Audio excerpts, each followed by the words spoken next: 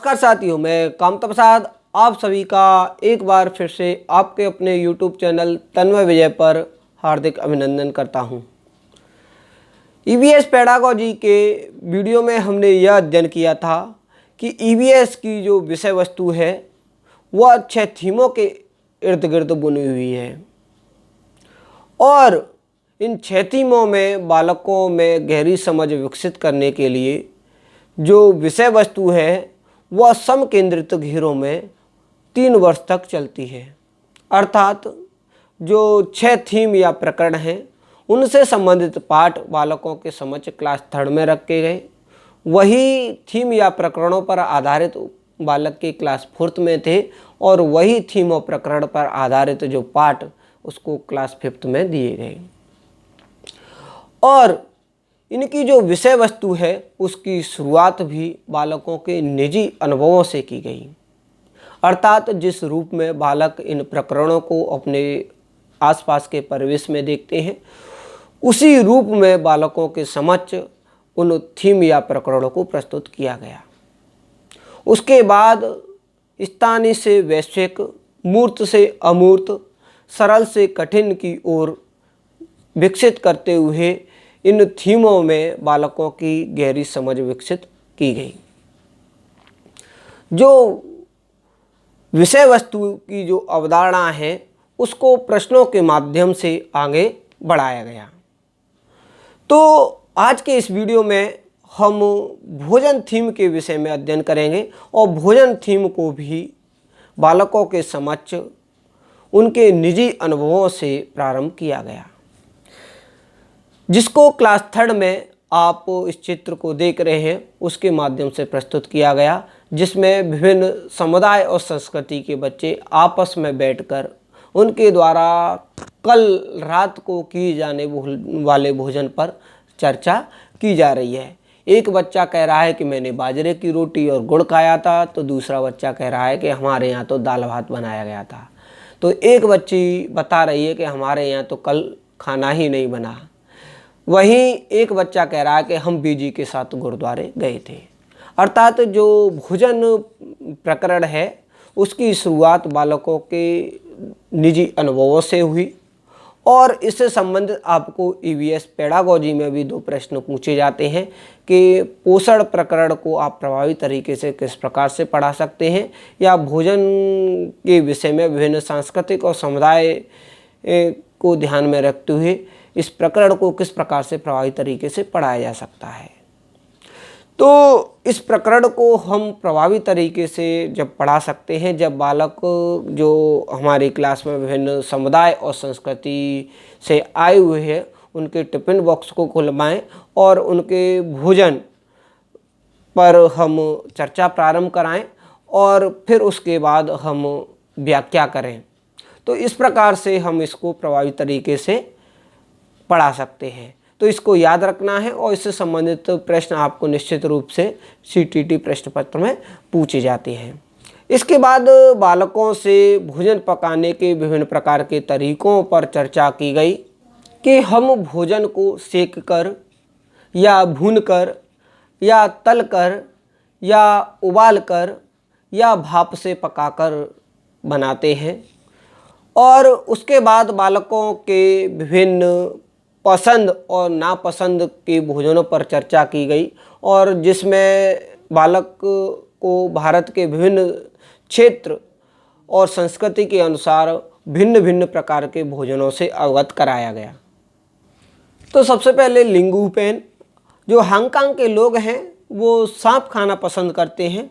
जब भी उनको सांप खाने की इच्छा होती है तब वे होटल में जाकर लिंगुपेन खाते हैं। तो आपको याद रखना है लिंगुपेन तो हांगकांग।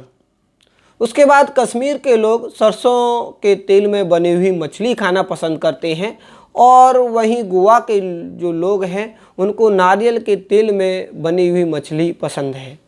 तो दोनों को याद रखना है, कश्मीर में नारियल के पेड़ मिलते हैं तो वहाँ पर नारियल के तेल में बनी हुई मछली खाते हैं। कश्मीर के लोग जो है सरसों के तेल में बनी हुई मछली खाना पसंद करते हैं। वहीं केरल के जो लोग हैं वह नारियल डली हुई किसी भी करी के साथ उबला हुआ टेपियोका खाना पसंद करते हैं, जो उनके घर के आंगन में ही उगता है। तो इस प्रकार से बालकों को यह अवगत कराया गया कि भारत में जो चीज़ जहां आसानी से पैदा होती है या आसानी से उपलब्ध होती है, वहां पर वह चीज़ ज़्यादा खाई जाती है। अब हम चर्चा करेंगे भारत के किन राज्यों में फूलों को सब्जी के रूप में प्रयुक्त करते हैं। तो उत्तर प्रदेश के कचनार के फूलों की सब्जी बनाई जाती है, केरल में केला के फूलों की सब्जी बनती है, तो महाराष्ट्र में सहजन के फूलों के पकौड़े बनते हैं। तो इस प्रकार से बालकों को फूलों के अन्य प्रयोगों से भी अवगत कराया गया कि फूल को हम साज सज्जा, सब्जी, रंग बनाने, दवाई या मिठाई के रूप में भी प्रयोग करते हैं। और ओमना के सफर पाठ के द्वारा बालकों को यह अवगत कराया गया कि बालक के जो अलग अलग जो भारत के राज्य हैं, उनमें अलग अलग विभिन्न प्रकार के भोजन बालक हमें प्राप्त होते हैं, और जो विभिन्न स्टेशन हैं वहाँ पर किस प्रकार से अलग अलग प्रकार के व्यंजन बालकों को खाने के लिए मिलते हैं। तो इडली वड़ा कहाँ पर मिलता है, आपके सामने सीटेट में प्रश्न पूछा जा सकता है। तो आपको याद रखना है कि उडुपी स्टेशन जो कर्नाटक में है, वहाँ पर आपको इडली वड़ा याद रखना है। ढोकला, चटनी, नींबू वाले चावल और मिठाई आहार के रूप में किस राज्य में किस स्टेशन पर प्राप्त होते हैं, तो आपको गुजरात याद रखना है। वहीं बटाटा वड़ा, पूड़ी साग, ठंडा दूध आपको किस रेलवे स्टेशन पर प्राप्त होते हैं या किससे संबंधित हैं, तो आपको वलसाड़ स्टेशन गुजरात याद रखना है। वहीं गांधीधाम, अहमदाबाद और वलसाड़ स्टेशन कहाँ पर हैं, यदि यह पूछा जाए तो यह तीनों गुजरात राज्य से संबंधित हैं। तो जो ओमना का सफ़र गुजरात से केरल तक था, तो वह गुजरात से केरल तक जाने में जो पश्चिमी घाट है उसको पार करती है, और गोवा से केरल तक के रास्ते में वह 92 के लगभग सुरंग रास्ते में देखती है, और उसे लगभग 200 से ज़्यादा पुल नज़र आते हैं। तो आप इन्हें याद रखेंगे। अब बात करते हैं उदयू सब्जी की। उदयू का गुजराती भाषा का जो अर्थ है वह उल्टा होता है। सर्दियों में खेत में ही ताज़ी सब्जियों को मसालों के साथ भर देते हैं और उसको फिर हम सीलबंद कर देते हैं। फिर उसे कोयले के अंगारों पर मटके को उल्टा रखकर सब्जियों को हम पकाते हैं। इस पकी हुई सब्जी को हम उदयू कहते हैं, और इसको जब हम बाजरे की रोटी, दही, मक्खन और छाछ के साथ खाते हैं तो बहुत ही अच्छा स्वाद आता है, बहुत ही स्वादिष्ट हमें यह सब्जी लगती है। अब बात करते हैं केरल की। केरल को मसालों की नगरी कहा जाता है, क्योंकि लोगों के घरों में ही मसालों का बगीचा होता है, जिसमें वे तेज़पत्ते, छोटी इलायची, बड़ी इलायची, काली मिर्च आदि अन्य मसाले उगा लेते हैं। बेकारी किसे कहते हैं? कश्मीर की हर गली में दुकान या बेकारी होती है। कश्मीर के लोग अपने खाने के लिए रोटी घर में नहीं बनाते, तो इस दुकान या बेकारी से ही खरीदते हैं। तो बेकारी क्या है कि कश्मीर में जो गली में दुकान होती हैं वह बेकारी कहलाती हैं। अब चर्चा करते हैं मिड डे मील की।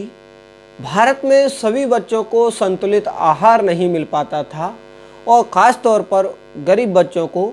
इसलिए सरकार ने प्राइमरी और उच्च प्राइमरी स्तर अर्थात क्लास 1 से 8वीं तक सभी बच्चे जो सरकारी स्कूल में पढ़ते हैं उनके लिए मुफ्त संतुलित आहार देने का निर्णय 2001 में किया, और मिड डे मील योजना को पूरे भारतवर्ष में 2004 से प्रारंभ किया गया। और मिड डे मील को भी पर्यावरण अध्ययन में एक अवसर के रूप में देखा जाना चाहिए, जहां बालकों को एक साथ बैठने, आपस में चर्चा करने और एक दूसरे से जुड़ने का अवसर प्राप्त होता है। अब हम चर्चा करेंगे सीटेट के पिछले वर्षों के प्रश्न पत्र में आए हुए कुछ महत्वपूर्ण प्रश्नों पर। तो सबसे पहला जो प्रश्न है कि एक ही तरह की फसल को बार बार उगाने और बहुत से रसायनों के उपयोग करने से मृदा, ऑप्शन ए, उर्वर उपजाऊ बन जाती है, बी, बंजर हो जाती है, सी विशेष फसल के लिए उपयोगी बन जाती है, डी सिंचाई के लिए उपयुक्त बन जाती है। तो इसका जो सही विकल्प होगा वह बी होगा कि बंजर हो जाती है। जब हम एक ही प्रकार की फसल को बार बार किसी खेत में बोएंगे तो उसकी जो उर्वर क्षमता है वह कम होती जाएगी और वह भूमि बंजर हो जाएगी। अगला प्रश्न, कोई किसान उर्वरकों और कीटनाशकों का अधिक प्रयोग करके अपने खेतों में बार बार धान की फसल उगा रहा है, तो ऐसा करने से उसके खेतों की मृदा ऑप्शन ए अन्य फसलों के लिए भी उपजाऊ बन जाएगी, बी केवल धान की फसलों के लिए ही उपयोगी रहेगी, सी जुताई के लिए उपयुक्त बन जाएगी, डी बंजर हो जाएगी। तो चाहे धान की फसल हो या अन्य कोई फसल, यदि हम बार बार उसको लगातार खेत में बोएंगे और उर्वरक और कीटनाशकों का प्रयोग अधिक करेंगे तो उससे उस खेत की जो मृदा है उसका उपजाऊपन कम होता जाएगा और जो भूमि है वो बंजर हो जाएगी। चलते हैं अगले प्रश्न पर। मसालों का घर किसे कहते हैं? ए गोवा, बी कर्नाटक, सी आंध्र प्रदेश, डी केरल। तो इसका जो सही विकल्प होगा वह होगा डी केरल। अगला प्रश्न, निम्नलिखित में से भोजन पकाने का कौन सा तरीका अच्छा है? ए सब्जियों को अच्छी तरीके से धोना और फिर काटना, बी सब्जियों को काटना और तब उन्हें चलते पानी में धोना, सी सब्जियों को काटने और पकाने से पहले उन्हें कुछ समय के लिए धूप में रखना, डी बैक्टीरिया नष्ट करने के लिए सब्जियों को गहरे तलते हुए पकाना। तो सबसे अच्छा जो तरीका होता है सब्जियों का वह होता है कि सब्जियों को अच्छी तरीके से पहले धो लिया जाए, उसके बाद उनको काटा जाए। चलते हैं अगले प्रश्न पर। यह पढ़ाते समय कि कुछ समय के लिए खाद्य पदार्थों को किस प्रकार ताज़ा रखा जा सकता है? राधा अपनी कक्षा में निम्नलिखित अनेक तकनीकों की परिगणना करती है। फर्स्ट, उसे कटोरी में रखती है तथा कटोरी को एक खुले बर्तन में रख देती है जिसमें ठंडा पानी है। सेकंड, उसे गीले कपड़े में लपेट देती है। थर्ड, उसे धूप में खुला फैला देती है। फोर्थ, उसे छोटे छोटे टुकड़ों में काटती है और अंधेरे में रख देती है। उपयुक्त तकनीकी सेकंड के लिए वह निम्नलिखित में से किस खाद्य पदार्थ की ओर संकेत कर रही है? तो पहला जो तरीका था कटोरी में रखती है, कटोरी के खुले बर्तन में रखती है, ठंडा पानी है। सेकंड था उसे गीले कपड़े में लपेट देती है। तो इसका जो सही विकल्प है ए पके हुए चावल। पके हुए चावल के लिए जो फर्स्ट था कि उसे ठंडे पानी में रखती है एक बर्तन में रखते हुए। प्याज लहसुन के लिए उसे नमी से बचाते हुए उसको खुला रख देते हैं। हरे धनिया को गीले कपड़े में लपेट कर रखते हैं। अतः जो सेकंड तकनीक की थी कि एक गीले कपड़े में लपेट देती है, उसका सही उत्तर आपका हरा धनिया होगा। चलते हैं अगले प्रश्न पर। निम्नलिखित में से हमारे देश के किस राज्य के अधिकतर लोग नारियल के तेल में पकी हुई मछली खाना पसंद करते हैं? ए बिहार, बी मिजोरम, सी गोवा, डी जम्मू और कश्मीर। तो साथियों आपको याद रखना है सरसों का तेल होगा तो आपका सही उत्तर होगा जम्मू कश्मीर। जब नारियल के तेल में मछली खाई जाएंगी तो आपका सही उत्तर होगा गोवा। अगला प्रश्न, इस पौधे में पत्तियां हैं जिन्हें सब्जी की तरह प्रयोग में लाया जाता है। इसके बीजों से तेल प्राप्त किया जाता है। यह पौधा ए सरसों, बी पालक, सी नारियल और डी आपका बंद गोभी। तो इसका सही उत्तर होगा सरसों। चलते हैं अगले प्रश्न पर। रीना आम पसंद करती है, वह इन्हें जाड़ों के लिए संरक्षित करना चाहती है। निम्नलिखित में से कौन सा तरीका संरक्षण के लिए सर्वाधिक उपयुक्त है? ए रेफ्रिजरेटर में संचित करना, बी अचार और आम पापड़ बनाना, सी जूस तैयार करना और वायुरोधी डिब्बे में संचित करना और प्लास्टिक के थैले में रखना। तो इसका जो सही विकल्प होगा वह अचार और आम पापड़ बनाना होगा। अगला प्रश्न, खाद्य संरक्षण के लिए निम्नलिखित में से कौन सा जोड़ा ठीक नहीं है? ए आलू चिप्स, बी दूध पनीर, सी सेम जैम, डी कच्चा आम अचार। तो साथियों जो खाद्य संरक्षण के लिए सबसे कम उपयुक्त है वह दूध और पनीर होगा, अतः सेकंड विकल्प इसका सटीक उत्तर होगा। अगला प्रश्न, पके हुए चावल रेफ्रिजरेटर में अपेक्षाकृत लंबे समय तक परिरक्षित किए जा सकते हैं क्योंकि फर्स्ट, कम तापमान पर भोजन की नमी तत्व नष्ट हो घट जाता है। सेकंड, रेफ्रिजरेटर में कुछ ऐसे रसायन होते हैं जो रोगाणुओं को नष्ट कर देते हैं। थर्ड, कम तापमान पर रोगाणु निष्क्रिय हो जाते हैं। फोर्थ, रोगाणु कम तापमान पर नष्ट हो जाते हैं। तो इसका जो सही विकल्प है वह थर्ड होगा, कम तापमान पर रोगाणु निष्क्रिय हो जाते हैं। अगला प्रश्न, कक्षा में पोषण प्रकरण का परिचय अधिक प्रभावी तरीके से देने के लिए एक शिक्षक को फर्स्ट, मानव दांतों का प्रतिरूप दिखाना चाहिए। सेकंड, विद्यार्थियों को अपने टिफिन बॉक्स खोलने और उसकी सामग्री भोजन को देखने के लिए कहना चाहिए तथा बाद में शिक्षक को व्याख्या करनी चाहिए। थर्ड, पोषक तत्वों से भरपूर विभिन्न भोजनों के उदाहरण देने चाहिए। फोर्थ, श्यामपट्ट पर पाचन तंत्र का आरेख बनाना चाहिए। तो साथियों जैसा हमने आपको बताया, इस प्रश्न का जो सही उत्तर होगा वह सेकंड होगा कि विद्यार्थियों को हम टिफिन बॉक्स खोलने, उसके बाद भोजन सामग्री को देखने और उस पर चर्चा करने और उसके बाद अध्यापक द्वारा व्याख्या करने को हम सबसे प्रभावी तरीके के रूप में देखते हैं। अगला जो प्रश्न है, यदि आप रेलगाड़ी द्वारा अहमदाबाद गुजरात जाएं तो आपको रेलवे स्टेशन पर अधिकतर बेचने वाले खाने की कौन सी चीज़ें बेचते मिलेंगे। फर्स्ट, पूड़ी साग तथा ठंडा दूध। सेकंड, ढोकला चटनी नींबू वाले चावल। थर्ड, लस्सी भटूरे। फोर्थ, इडली चटनी और बड़ा चटनी। तो साथियों गुजरात में आपको याद रखना है ढोकला चटनी नींबू वाले चावल। तो सेकंड विकल्प इसका सबसे सही उत्तर होगा। चलते हैं अगले प्रश्न पर। कक्षा 3 के विद्यार्थियों को भोजन का पाठ पढ़ाते समय अंजलि भोजन संबंधित आदतों में सांस्कृतिक और क्षेत्रीय विविधताओं पर विशेष ध्यान देना चाहती है। नीचे दिए गए अधिगम अवसरों में किसके द्वारा विद्यार्थियों को वांछित जानकारी दी जा सकती है। फर्स्ट, विभिन्न क्षेत्र और संस्कृतियों के भोजन को दर्शाने वाले चार्टरों का उपयोग और उसकी व्याख्या करना। सेकंड, विभिन्न क्षेत्रों संस्कृतियों के विद्यार्थियों से उनके घरों से खाए जाने वाले भोजन मंगाकर प्रदर्शित करना और सहपाठियों से सूचना को आदान प्रदान करना। थर्ड, पाठ्य पुस्तक में विभिन्न प्रकार के भोजनों के विषय में दी गई जानकारी की विस्तृत व्याख्या करना। फोर्थ, किसी बाहरी भोजन बनाने वाली व्यावसायिक एजेंसी को आग्रह करके विभिन्न क्षेत्र और संस्कृतियों को भोजन को प्रदर्शित कराना। तो साथियों इसका जो सबसे बेस्ट आंसर होगा वह सेकंड होगा, विभिन्न क्षेत्र और संस्कृतियों के विद्यार्थियों को उनके घरों में खाए जाने भोजन को मंगाकर प्रदर्शित करना।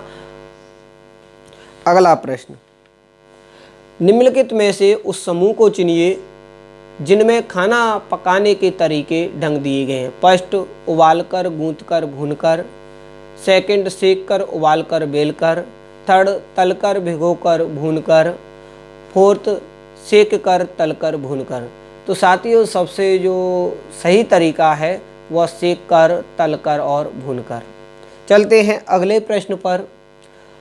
हमारे देश के नीचे दिए गए भाग में खाने की चीज़ें जैसे टोपियोका और नारियल को लोग अपने घर के आंगन में ही उगाते हैं और उन्हें इनसे बने खाने का स्वाद बहुत अच्छा लगता है। पहला विकल्प है आंध्र प्रदेश, सेकंड असम, थर्ड गोवा और फोर्थ केरल। तो साथियों जो केरल के लोग हैं उन्हें नारियल के साथ जो टेपियोका है वह खाना पसंद है, जिसे वह अपने घर के आंगन में ही उगाते हैं। अतः फोर्थ विकल्प इसका सटीक उत्तर होगा। अगला प्रश्न, शालिनी कक्षा 5 के शिक्षार्थियों को पोषण पर आधारित प्रकरण से परिचित कराना चाहती है। उन्हें फर्स्ट, श्यामपट्ट पर पाचन तंत्र का आरेख बनाना चाहिए। सेकंड, पोषक तत्वों से भरपूर विभिन्न प्रकार के भोजन के उदाहरण देना चाहिए। थर्ड, विभिन्न प्रकार के भोजन को प्रदर्शित करने वाले चार्ट का प्रयोग करना चाहिए। फोर्थ, शिक्षार्थियों से कहना चाहिए कि वे अपने अपने टिफिन बॉक्स खोलें, उनके तत्वों का अवलोकन करें, उसके बाद उन्हें व्याख्या करनी चाहिए। तो इस प्रश्न का जो सही उत्तर होगा वह होगा फोर्थ कि उनके टिफ़िन बॉक्स खुलवाए जाए, उनके तत्वों का अवलोकन करने चर्चा करने का अवसर दिया जाए, उसके बाद अध्यापक द्वारा उसकी व्याख्या की जानी चाहिए। अगला प्रश्न, रेहाना अपने परिवार के साथ केरल जाती है, वहाँ उसे ऊंचे वृक्ष दिखाई देते हैं जो उसके गृह नगर शिमला के ऊंचे वृक्षों से भिन्न है। उसने केरल में कौन से वृक्ष देखे होंगे? फर्स्ट नारियल, सेकंड सेब, थर्ड लीची, फोर्थ चीड़।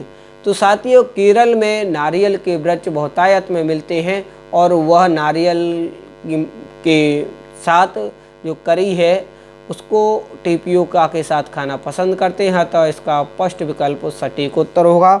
अगला प्रश्न, बच्चों के द्वारा सब्जी बाजार से इकट्ठी की गई निम्नलिखित सामग्री में से उन्हें पहचानिए जिनके भीतर बीज होते हैं। आलू, टमाटर, नाशपाती, चीकू, भिंडी, करेला, प्याज, खीरा। तो फर्स्ट टमाटर, नाशपाती और चीकू, सेकंड टमाटर, नाशपाती, चीकू, भिंडी, खीरा, थर्ड टमाटर, नाशपाती, चीकू, भिंडी, करेला, खीरा, फोर्थ नाशपाती और चीकू। तो इसका जो सही उत्तर होगा वह थर्ड होगा, टमाटर, नाशपाती, चीकू, भिंडी, करेला और खीरा।